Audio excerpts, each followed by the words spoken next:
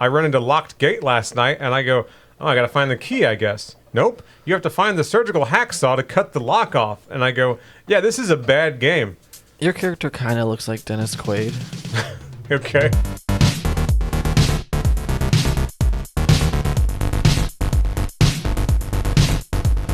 So right off the bat, like, it's a werewolf with a Chinese menu in his hand, walking through the streets of Soho in the rain. So it's ostensibly about a werewolf looking for a place to get beef chow mein. But I'm like, I think you're just name dropping neighborhoods and like trying to evoke a feeling more than you really want to talk about werewolves. I think he just wanted to talk about werewolves in London, right? Well, okay, on to verse 2 then. Verse 2, let's hear it. After the ahs.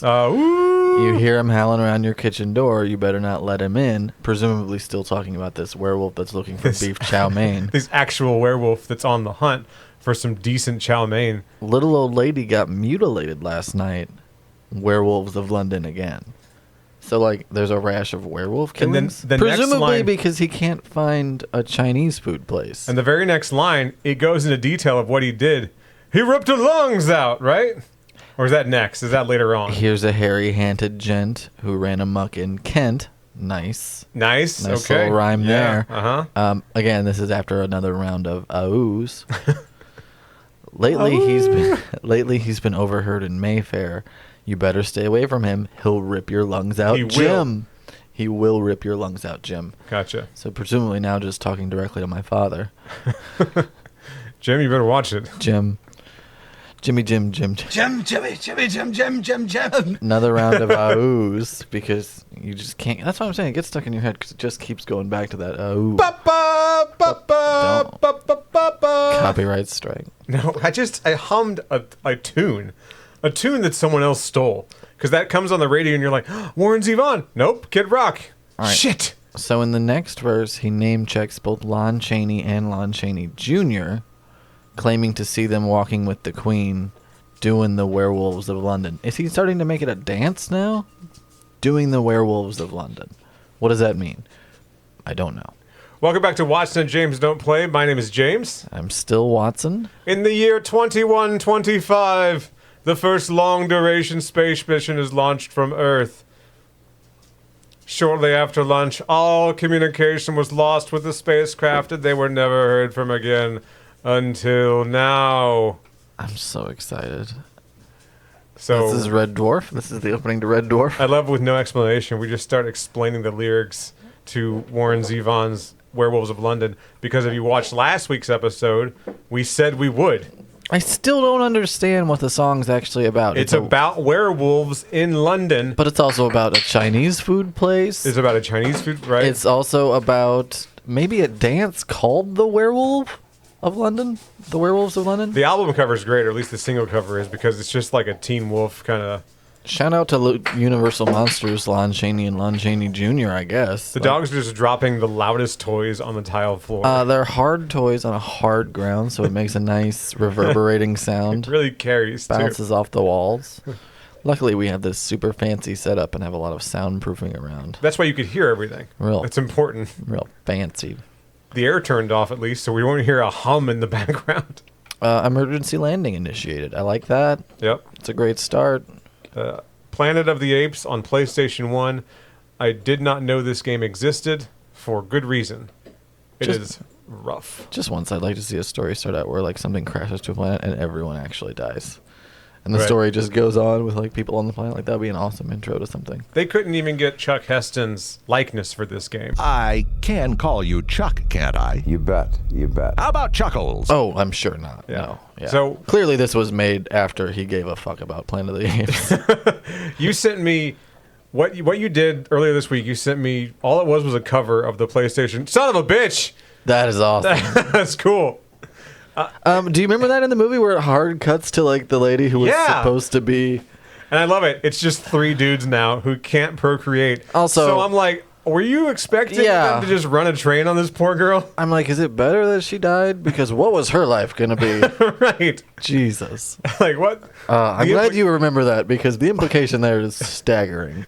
We're going to hurt these women? No, because of the implication. No, but we're gonna cuck 2 of these guys. I can tell you that. Chuck would have made him watch, too. Chuck would have made him watch. That's what he would have done. Like, I'm a gun owner. What the fuck are you? Not a gun owner. Now watch this, asshole. I love that in the original movies, he just makes these proclamations. Like, he doesn't know any more than they do, but he's just like, we should go this way. Let's head out. As soon as the guy said, I did it for my country, and he goes, ha, your country.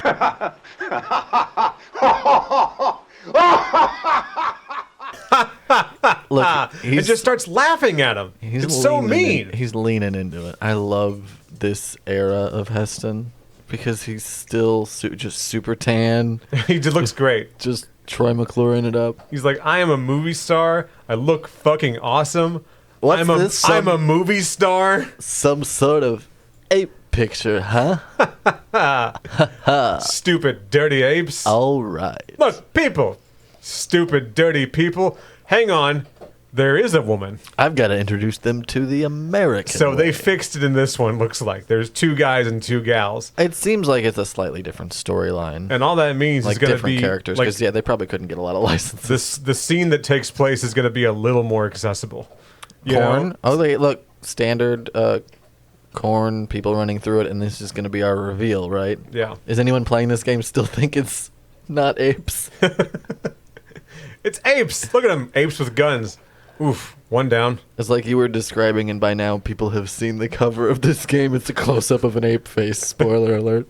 Planet of the Apes. Do you know the sequel? The movie or the planet? Do you know the sequel was almost called Planet of Man? Planet. Of course it was. It's fucking stupid. I'm glad they went with Beneath the Planet of the Apes because it's still marketable then. If it would have been Planet of the Man or whatever, Planet of the Men, it would have Planet of Man, is that what it would have been called? All right, so look. Dumb. The original book is a French novel that translates roughly to Monkey World, I think, is what it's actually. Glad they changed it. Dr. Zayas, Dr. Zayas. It's Dr. Zayas, Dr. Zayas. And we can put a picture of that book up because it's been out for a long time. We know about it. Whatever. Everybody knows about it. Everybody knows about it. It's a decent little book. They wrote a couple versions of a script based on that. Didn't quite ever work out. And eventually they brought in Twilight Zone creator and writer Roz Serling. Sterling? It's Serling, right? Yeah. Yes. I always flip it in my mind. I don't know why.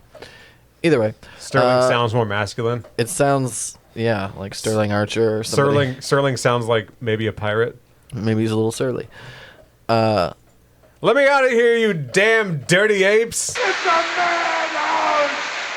A madhouse! Honestly, the build-up to that line in the movie is really good because at that point in the movie, very few people have talked at all. Right. For a while. Like, you get, we were joking about Heston doing his kind of thespian stuff at the beginning. I need to be very clear.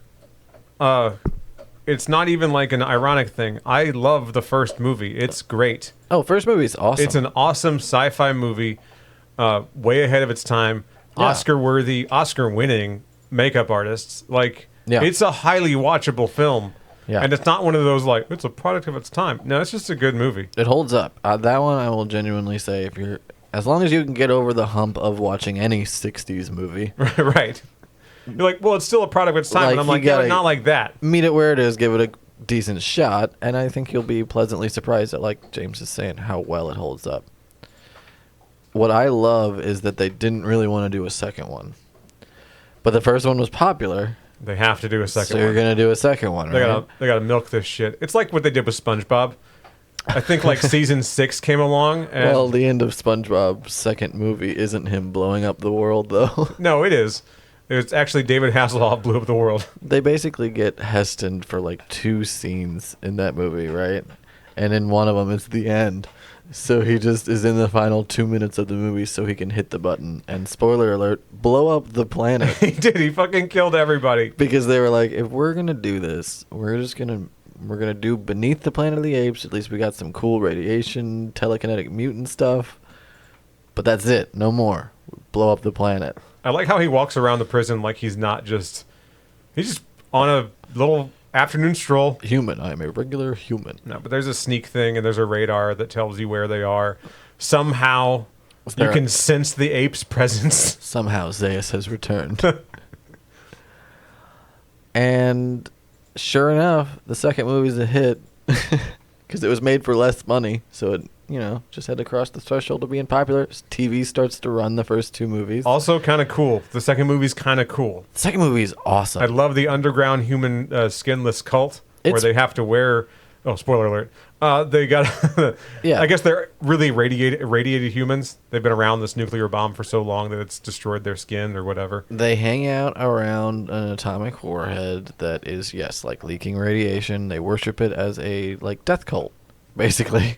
Like anything that has the power to destroy everybody is kind of makes God obsolete and replaces him and becomes their god. Fucking love death cults. That's their death cult thing, and like you said, it is awesome. Oh shit!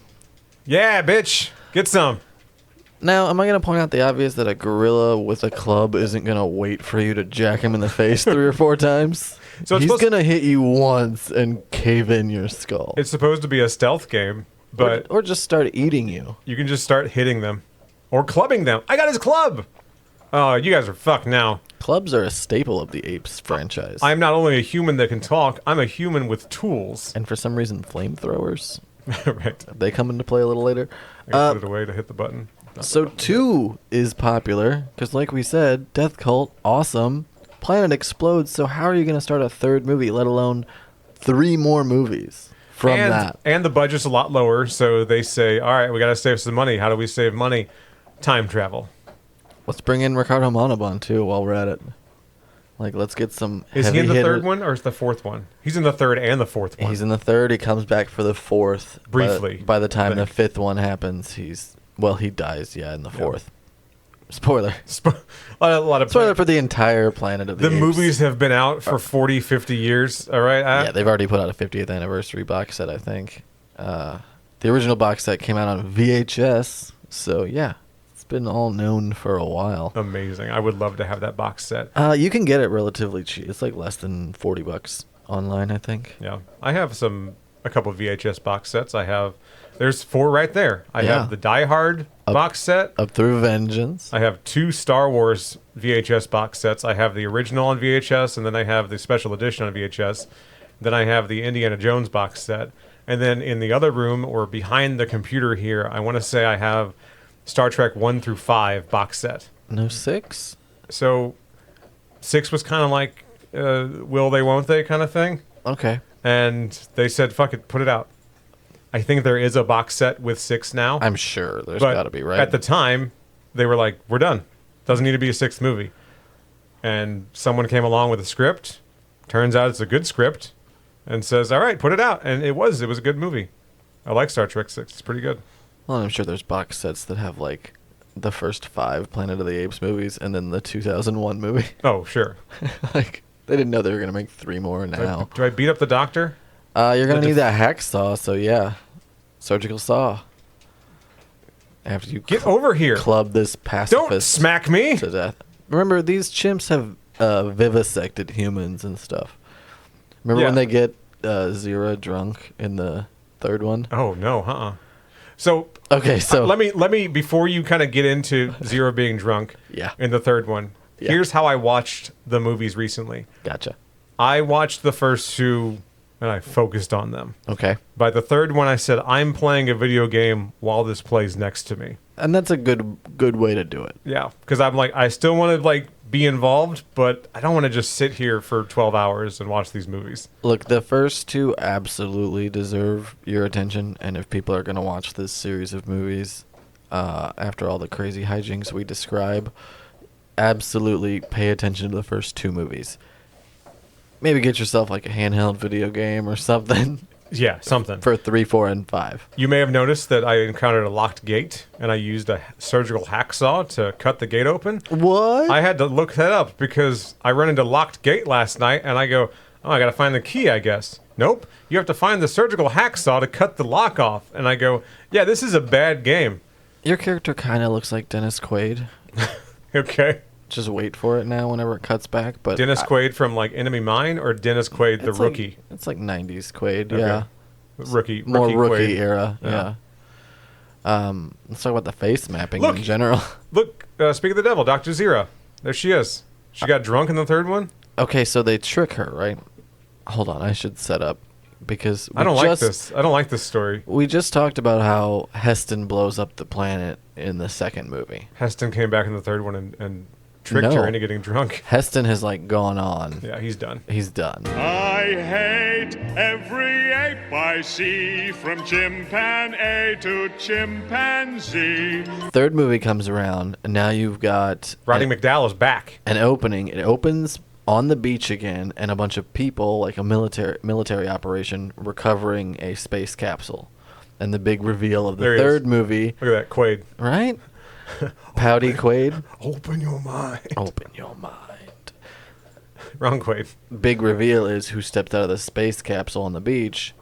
Zira and, was it Milo? Cornelius. Cornelius, Yes. thank you. Their kid is named Milo. And yes, and Milo renames himself to Caesar in the fourth one. Correct. Yeah. So the third one is all about Zira and Cornelius talking to people and being like, yeah, we don't really know how we got here, but we come from the future. I realize it's the 1970s and Charlton Heston just left Earth, but we met him and sorry we watched the planet blew up. They go, have you ever seen Terminator? It's like that. It's kind of like Terminator. It's got a Terminator time loop kind of thing going on. It was Earth all along. And they freak out. Which I just realized. And a couple It just sunk in. And a couple of people are like, wait a minute. She says she was basically what they would consider a veterinarian. Right, yeah. And they tested on humans. And she ends up getting tape recorded talking about dissecting humans. Whoops. Which freaks people out. Sure. Yeah, 'cause that's crazy. It's a crazy thing for like modern society to hear is that these sentient apes are dissecting us. So after this really fun montage of like the apes wearing people clothes and being paraded around in public. That was the best scene, by the way. It really is. I didn't want to skip over it entirely. But yeah, while that all plays out, there's basically a conspiracy forming around them and people are getting real antsy because it's like, wait a minute. Who's the war between that destroys the world? And wait, how are humans treated in the future? You did what to humans? Like all this starts to unravel people's brains. Cornelius comes out in a three-piece suit and you're like, hang on, why is this ape hot? Like, what's going on there? Enter Ricardo Montalban, the only guy with the paperwork to prove that he's just had a chimpanzee born in his circus. She just mentioned the existence of other kinds of apes that are sentient. Hell yeah. A mandrill and a baboon. They fit that into the story, I think, because I ran into like a baboon last night. Interesting. The baboon knew karate and killed me. Oh. Killed me with a roundhouse baboon kick to the face. That is pretty cool. It is cool. It is cool. And it makes me wonder, like, were they supposed to be more than just chimpanzees, gorillas, and orangutans? Well, now you got those me are the three. wondering, Those are yeah. the three big apes. But I mean, like, baboons exist. Is a baboon an ape or a monkey? Let's suppose that the last 2 or 3 movies hadn't kind of run out of steam budget-wise. Right. Let's suppose that it had been an even bigger hit of a series. Do you think they would have expanded in that direction? Oh, for sure. Yeah. Because I feel like they had to localize a lot of the action in the later movies to get around some of that. Like, you literally can't portray anything bigger than, like, a city block in the fourth movie. You know what I mean? It takes place in, like, a few rooms and a space between a few buildings in L.A. They don't really show you what's kind of going on in other parts of the world. There is a brief mention in his speeches that, like, you know, what has happened here will reach 5 continents by tomorrow or whatever, like, signaling the start of the revolution. The speech in the third one or the fourth one? The fourth one. The fourth one. The speech at the end of the movie you're talking about? So that, to me, at the end of the fourth movie, when he's making a speech about other continents, it was awesome. That leaves room for baboons, mandrills. Yeah, why not? Right? Of course. I love the speech from the fourth movie because it's super dark. It's very dark. He's making this speech on basically a pile of dead cops. And we shall found our own armies, our own religion, our own dynasty. And that day is upon you now. It's super conquesty. And well, except for Conquest of the Planet of the Apes. right. And at the studio were so They said it was too dark. They said, we got to do something else. We cannot just put this out there. People will be upset. Yeah, I implore anybody who's watched the theatrical cut to seek out the original version with his original speech at the end. Yeah, club. Because they go full throttle, like James says, into the bleakness of it all. And you really feel the full impact of that. And then in the theatrical version, they kind of redub his speech to be like, but we'll also be nice. Yes, because that but would be the good thing to do. all of a sudden, Roddy's voice gets kind of muffled and studio-y. And Yeah. it zooms in on his eyes because, again, he's not saying this on screen. This is Roddy in a booth. Well, and it's either saying- that or they flash on screen footage not found. Do you think they have a stick with some money on the end of it? And they're just kind of waving in front of They probably Roddy? just waved his contract in his face and was like, you're contractually obligated. You have to do this. And he Provide goes, a certain okay. amount of... And he goes, but we're going to be nice apes. We're going to enslave the humans, but they'll be more pets than slaves. We'll sort of live in peace. They will be property officially, though, so if your human bites an ape, we're going to take you to civil court for it. You're going to lose everything. Your homeowner's insurance probably won't cover it. But we're going to be nice to him. Speaking of pets, I don't know where to fucking go. Isn't there a memorial in the Let me through. in the fourth movie at the beginning when Caesar is like first being introduced to the ape labor camp? Yeah, There's like it's super dark. It's super dark, but then he stops in front of a monument to cats and dogs because there just are no more cats and dogs. They're gone. It's weird. And that's part of the subjugation of apes is like at some point between Zira and Cornelius showing up and 1991 when the fourth movie takes place, cats and dogs died, so people looked to apes as pets, and then those are the apes that eventually become servants who get tortured and taught to do things through negative reinforcement. Yeah. That's the subjugation of apes that Caesar witnesses in the fourth movie that spawns his rebellion. Correct. That is insane to me that they just wipe out cats and dogs, and then you see this little statue and it's a little like 1983. And you're not rip gonna cats. and you're not gonna catch it either unless you're really paying attention to the movie. Yeah, maybe I'm just a huge nerd, but it always just my eyes fixated That's on hilarious. this statue. No, 'cause I forgot that it was in there. It's I remember so now. nuts. I remember seeing it. it's so nuts, right? It stands out. So Milo renamed himself to Caesar. Why? Do they explain that in the movie? It's an old naming tradition. They haven't picked it out of a book. Oh, okay, gotcha. And that's where Milo came from, or that's where Caesar came from. That's where Caesar came from. Okay. He's supposed to be. I thought maybe Ricardo talked him into being like, "Why don't you call yourself Caesar? It's much cooler." So the switcheroo that they The worst do Ricardo Montalban at voice. the end of 3, we're just gonna, yeah. I can't do one at all. I can't. But in here we call it Dachau. Dachau? Dachau. It is a dark joke. Where a dark man waits for a dark purpose. Where you're gonna get your reward, right? Your eternal reward. We're getting fucking off track. So the switcheroo that happens Where do these gutters go? I don't know. when Zira has her baby in the third movie, she's already made friends with Ricardo Montalban's zoo owner. Real quick, I love the little baby puppet at the end circus of owner, I mean. at the end of the third one. It's Milo in the cage going, "Mama, Mama, look, a mandrill."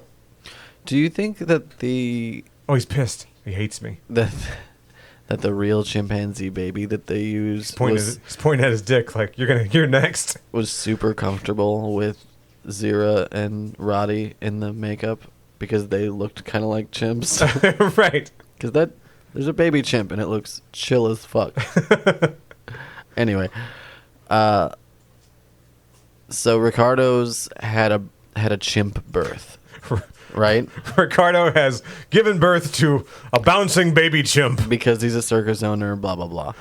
So once Zira and Cornelius are on the run, he agrees to swap out their baby. So he takes possession of their ape offspring, which presumably would possess the ability to learn speech. Yeah.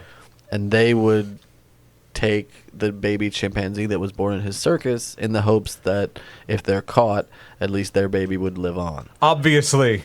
All right, this is basic stuff. Keep up. Basic Planet of the Apes stuff. Pay attention. You writing this down? There will be a test. What's crazy about this movie is if you thought blowing up the planet at the end of 2 was bleak, Right. 3 ends with the U.S. government gunning down a family, including a baby, In cold blood. In just it's fucked up. a hail of bullets. Again, how do you go, and we're going to make 2 more of them? And that's what I love about the Planet of the Apes movies is that they take themselves so seriously. This is serious business. These are serious metaphors. You know, learn something from this. That's the idea. And when they were editing the 4th movie, Fox was literally like, you can't do this. People will riot in the streets. Right. That's how important these movies are. People will literally rise up against their oppressors. And you think like, surely not. No, man, you don't even know. I don't know. I feel like the 70s were wild, man. The 70s were fucking wild. The last time someone said, man, you don't even know, was he was trying to get me to smoke something. And I said, I don't know, man. And he said, man, you don't even know. And I didn't. Out of like a Dr. Pepper can. Yeah. Oh, yeah, for sure. Punch a few holes in the side. Punch a few holes in the side. Dented a little bit. And you're like, oh, this is actual dirt. Great. Perfect. I'm definitely marking this video not for children on YouTube because I just described how to make a bong. Or not even a bong, a pipe. A pipe. It's like, not even a bong. It's just I'm in a tight spot. I got to take care of this. I just became my mother there for a second. What is that? Some sort of bong? Some sort of water pipe. Are you ripping bongs and playing Nintendo again? Yes, Mom. Of course I am. I heard if you call them bongs, they won't sell them to you. Is that true? Yeah, Mom. Well, what difference does it make? They know what you're going to do. My mom's from Minnesota. Of course they know what I'm going to do. That's the funny part. Look, she has a point. Right. No, it's a fair point. It's one of those technicalities where they go, look, man, I don't like it any more than you do, but I also don't want to lose my license to, like, do business, you know? Yeah. Do you think they gave him that little pouch on his right hip there when in prison? Because he came out of prison with a pouch on his hip, ready to go. Are you asking me I'm asking you about Quaid's prison wallet.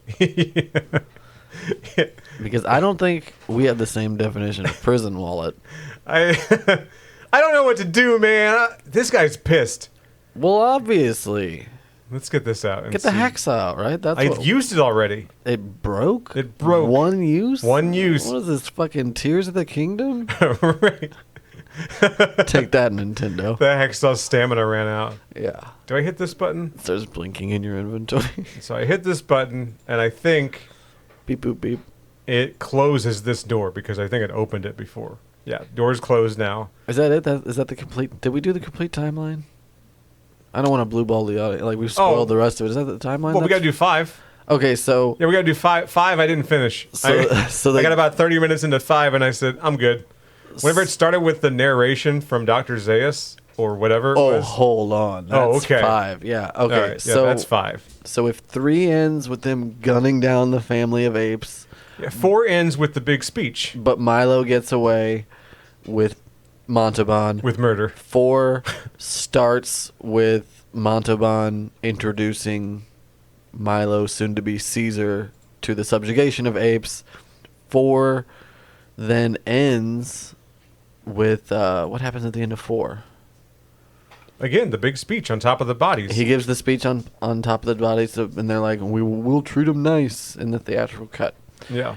5 starts with a little bit after that night, where presumably now humans live alongside apes, but they don't really hang out together. And they're not respected. Not necessarily. Humans are never allowed to say no to apes. Right. They have to do apes' bidding. That's their big thing. They're like, look, we're never going to be your pets again. We're never going to be anything like we used to be. So that's one thing for fucking sure. Right. And again, budgetary reasons. They really turntables it. 5, it really, like, you just see like one group of like 30 people, and you're like, all right, is this one group of people and one group of apes? Like, what happened to the rest of the planet? And like, the ape masks are rough. Can I wash my hands? It is Party City level. Yeah, it's not good.